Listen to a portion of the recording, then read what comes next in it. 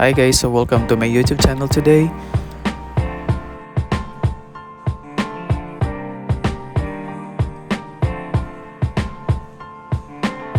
So just to let you know guys, today is election day and it's my very first time to vote.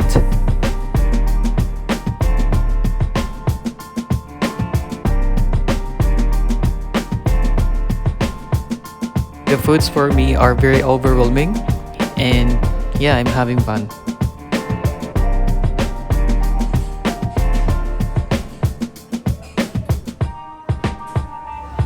After a week, I first embarked my trip via boat ride in Pasig River.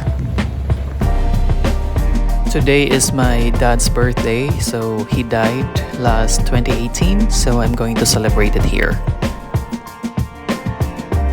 2 days after my dad's birthday, I also celebrated my 1 year stay here in my apartment here in Manila City.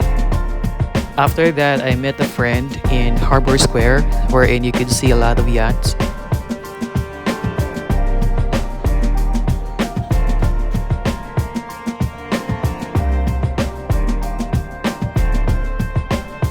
I say hi to my friend Alan. Very first day of June, I went to Mall of Asia again because it was my day off.